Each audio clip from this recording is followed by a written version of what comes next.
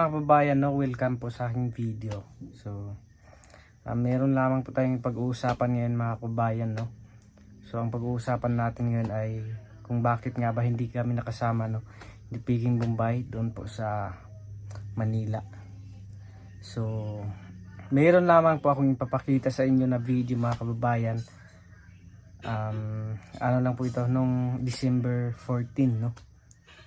So, kung bakit hindi kami nakapunta kasi importante din po yung lakad namin noon mga kababayan. So ito po, panoorin niyo po, ipapakita ko po sa inyo.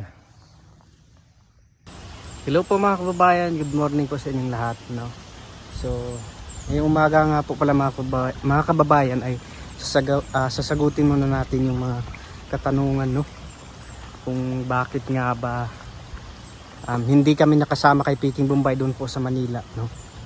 So, well, panoorin niyo po sa video na ito mga kababayan hanggang dulo at malalaman niyo po kung bakit, no. So, dahil may importante din po kaming mga kababayan na inimit at so basta panoorin niyo na lang po mamaya. So, at malalaman niyo po mamaya mga kababayan. So, ngayong umaga nga po pala mga kababayan ay ito. Suot natin yung pinadala po ni Tita Joy. So nandito nga po pala kami mga kababayan dito sa isang resort dito po sa aming barangay, no. So ito po yung view dito, yan.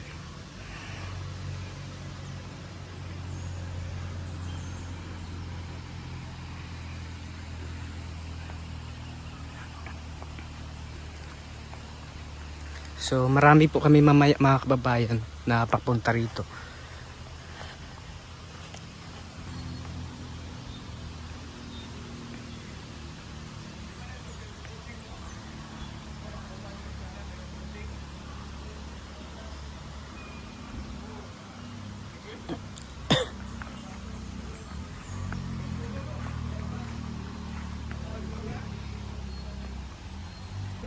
So nandito nga po pala kami mga kababayan dahil meron to kaming isang tao na inimit, no.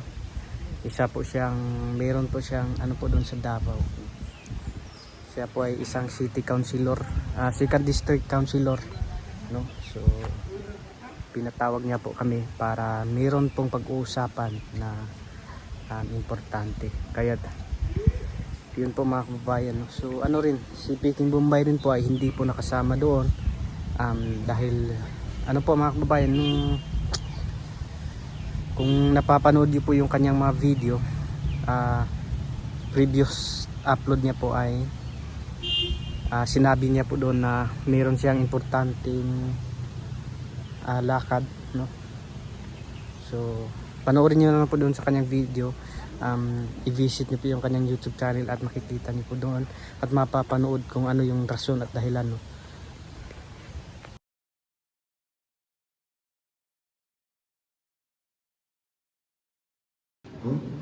So,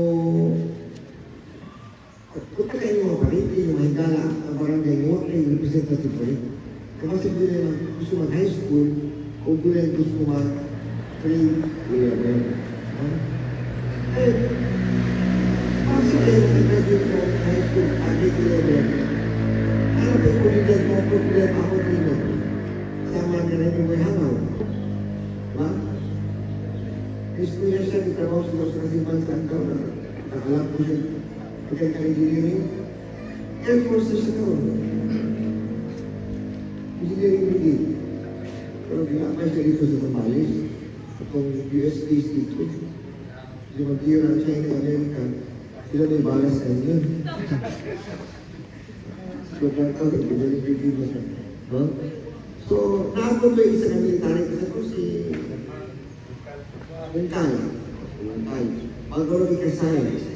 Magkaroon ikasal. Hindi ka rin ko siya kasal. Kung matambal ko rin ko. No? Kanya, ang kasigawan, huwag mo, at ang mga ikasural, at ang mga barangay staff. So, ako rin kakasin kayo ganyan. At the same time, siyempre, hanggang magkatabang ko tapo, ipaday na ito yung kalukan. Diba? Kumura namin ito, especially clown. Diba? Isa pa nga nang gabi ko, laylay na ito mga landas. Ako pa po kami. Wala di ka tingnan ng tigluto nila. Gusto na sila, ang tigluto nila mo. Ha? Pag nagtulusan na si Alvin, bakit ano, ang mismo lang. Kita ka makag-sityo, Alvin, ha? Makag-sityo nila mo mismo, ha? So magkakaroon mo tayo ng 1,000.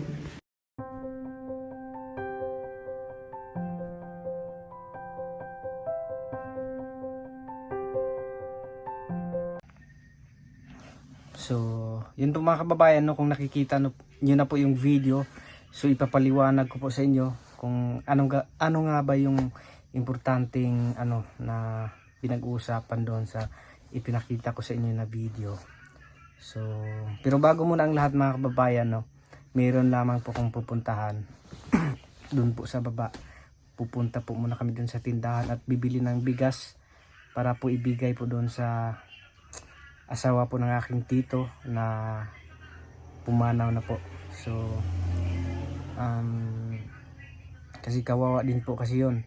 So mayroong dalawang anak na maliliit pa at wala nang maghahanap buhay, no? Although nagsisikap naman po yung babae na maghahanap buhay para mayroong may pagkain po doon sa kanyang mga anak.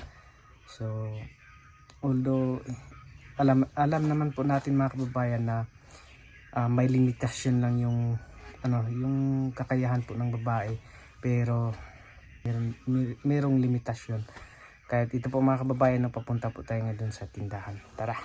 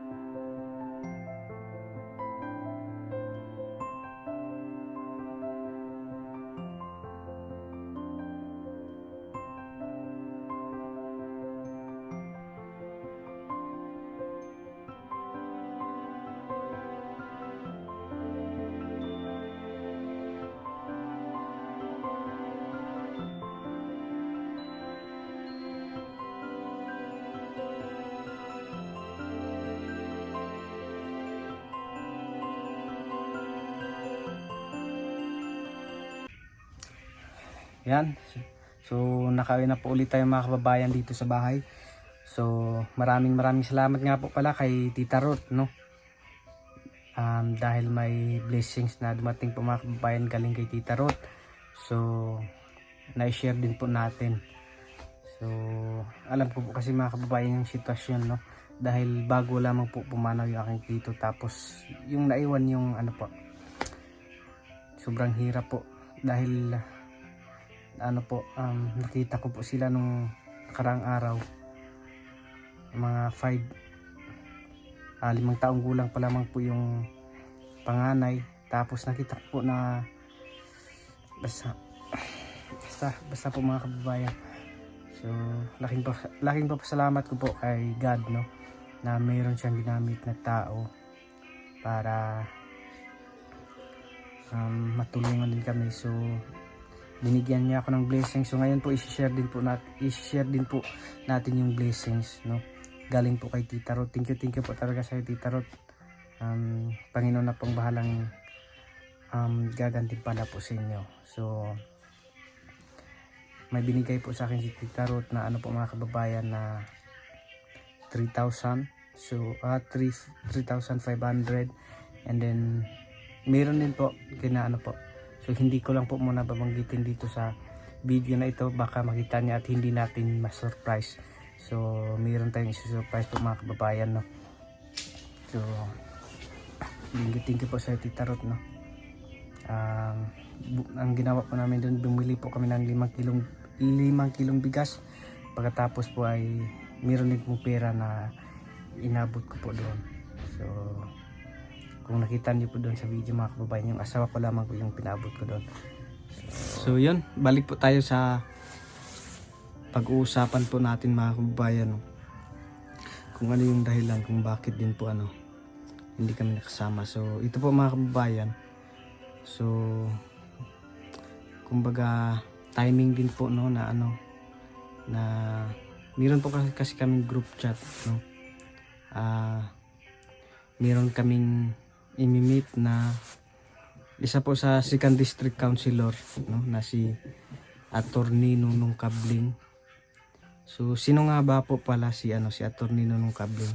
So siya po mga kababayan ay kumbaga nung sa high school po kami, high school.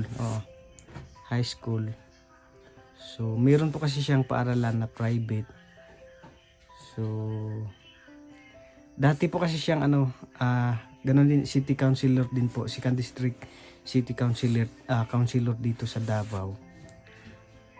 Nung napunta po kami doon sa kanyang paaralan sa private school, hindi na po siya city councilor doon, na lang po siya, barangay captain na lang po siya. So ang ginawa niya po noon mga kababayan, nung pa po siya city councilor, ay kumbaga pumunta siya dito sa mga bukid, no.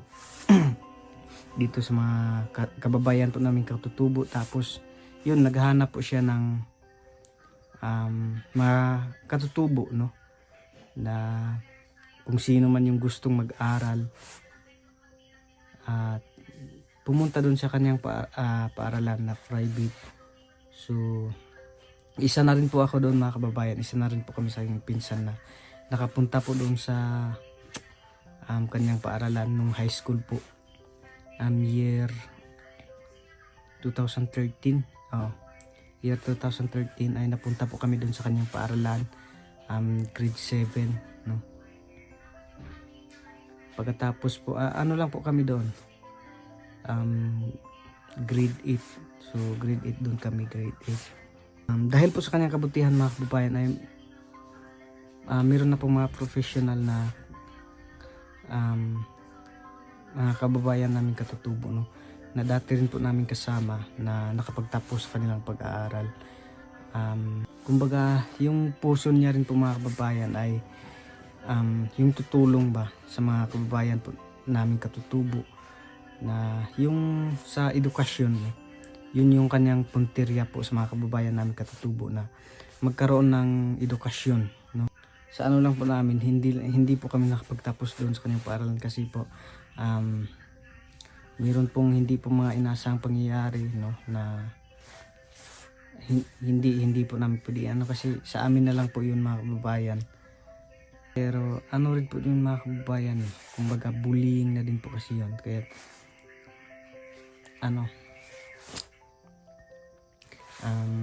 napilitan kami na ganun. Basta sa amin na lang po yun mga kababayan. Yun, napilitan po kaming bumalik po dito sa aming barangay at doon na lang po pumasok sa Malabog National High School. So mahirap po kasi doon mga kababayan.